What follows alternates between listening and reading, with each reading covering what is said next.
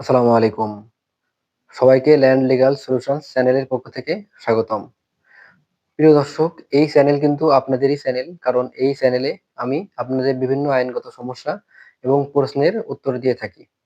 সুতরাং আপনাদের যদি আইন সংক্রান্ত কোনো ধরনের প্রশ্নের সম্মুখীন আপনারা হয়ে থাকেন, তাহলে কিন্তু আমাকে কমেন্ট করে অথবা আমাকে ইমেইলও করতে পারেন অথবা আমাকে মোবাইল করেও জানাতে পারেন।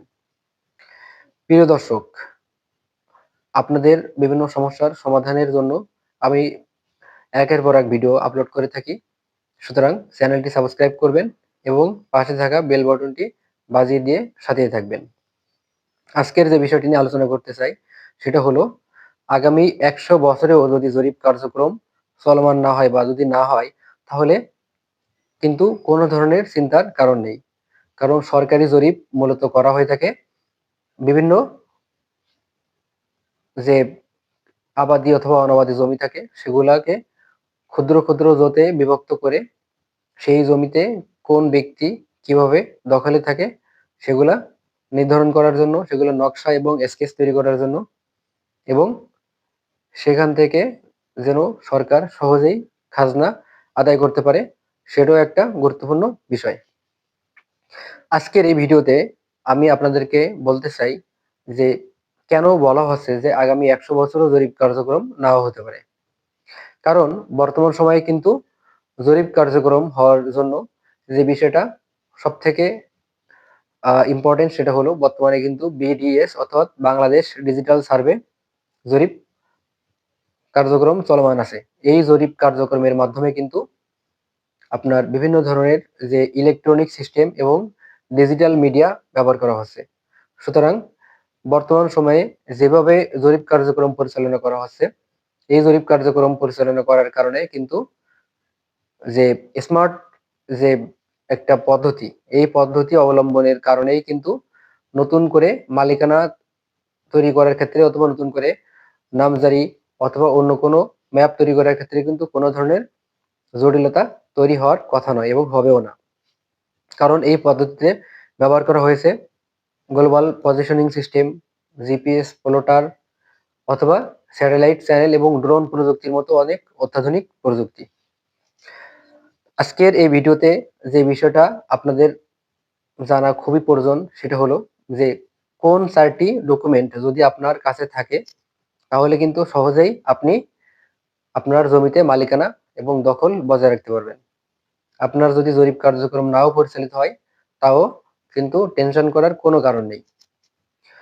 প্রথমেই যে বিষয়টা বলে রাখতে চাই সেটা হলো, কোনো ব্যক্তি যদি অওয়ারিশ সূত্রে কোনো সম্পত্তির মালিক হয়ে থাকেন, তাহলে কিন্তু অবশ্যই তাকে ওয়ারিশ সনদ কাছে রাখতে হবে।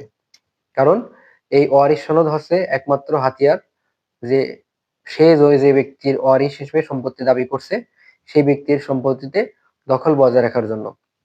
ওয়ারিশ সনদ, এই ওয়ারিশ সনদে কিন্তু সেই মৃত ব্যক্তির যে কয়জন ওয়ারিশ ছিল তাদের নাম যথাযথভাবে এনআইডি দেখেই কিন্তু পূরণ করা উচিত এবং সেটাতে সংশ্লিষ্ট ইউনিয়ন পরিষদের চেয়ারম্যান, মেয়র অথবা পৌরসভার কাউন্সিলরের স্বাক্ষর যথাযথভাবে সংগ্রহ করা উচিত। দ্বিতীয় যে বিষয় সেটা হলো, কোনো ব্যক্তি যদি ক্রয় করে কোনো সম্পত্তির পেয়ে থাকেন অর্থাৎ তার ক্রয় দলিল, সেটা অবশ্যই কিন্তু সাথে রাখতে হবে। এবং এই ক্রয় দলিল বলে সে যে নামজারি কার্যক্রম পরিচালনা করে তার যে নামজারি খতিয়ান থাকবে, এই নামজারি খতিয়ানও কিন্তু সাথে রাখতে হবে। কারণ এই নামজারি খতিয়ান প্রমাণ করবে যে সে ব্যক্তি এই সম্পত্তির দখলে ছিল এবং যে ব্যক্তির কাছ থেকে সে সম্পত্তি ক্রয় করেছে তার নামের হোল্ডিং থেকে সেই নাম কর্তন করে কিন্তু এই নতুন ক্রেতার নাম সেখানে অন্তর্ভুক্ত করা হয়েছে। কোনো ব্যক্তি যদি বিরোধী দখল অর্থাৎ জবরদখল আমরা বুঝি, যেটা তামাদি আইনের 28 ধারা অনুযায়ী, এই মূলে যদি কোনো ব্যক্তি দখল করে থাকে এবং সেই ব্যক্তি যদি আদালত থেকে কোনো রায় পেয়ে থাকে অথবা সেই ব্যক্তির নামে যদি কোনো ধরনের রেকর্ড হয়ে থাকে এবং সেই রেকর্ড মূলে যদি সে খাজনা প্রদান করে থাকে, তাহলে এই কাগজগুলো কিন্তু অবশ্যই তাকে সংগ্রহে রাখতে হবে। চতুর্থ যে বিষয় সেটা হলো, জমির যদি অন্যের দখলে থাকে কিন্তু ওই ব্যক্তির মালিক অন্যজন এবং যে ব্যক্তি আসলে মূল মালিক তার দলিল আছে, তার খতিয়ান আছে, কিন্তু সে আসলে বেদখল হয়েছে সেই সম্পত্তি থেকে, এবং সে যদি সেই সম্পত্তি উদ্ধারের জন্য কোনো মামলা করে থাকে, তাহলে সেই মামলার কাগজ তার কাছে রাখতে হবে। এবং মনে রাখতে হবে যে এই যে কাগজগুলার কথা বললাম, এই কাগজগুলা এমন একটা বিষয় যে কোনো ব্যক্তি যদি এগুলা দখলে রাখে, তাহলে কিন্তু আপাত দৃষ্টিতে দেওয়ানি মামলা হলেও বৈধভাবে ধরে নেওয়া যেতে পারে যে সেই সম্পত্তির মালিক আসলে সেই ব্যক্তি। সুতরাং এখানে কিন্তু মালিকানার যে বিষয়টা, সেটা প্রমাণ করার জন্য সবথেকে গুরুত্বপূর্ণ বিষয় যে সে আসলে সম্পত্তিতে কিভাবে মালিক হয়েছে এবং সেই সম্পত্তিতে সে কেন দখলে আছে, আসলেই সেই সম্পত্তিতে দখলে থাকার মতো যোগ্য কিনা। সুতরাং যদি জরিপ কার্যক্রম পরিচালিত নাও হয়, তারপরেও কোনো ধরনের চিন্তা না করে এই সমস্ত কাগজগুলা সংগ্রহে রাখা উচিত। সবাই ভালো থাকবেন এবং কোনো প্রশ্ন থাকলে অবশ্যই কমেন্ট বক্সে জানাবেন।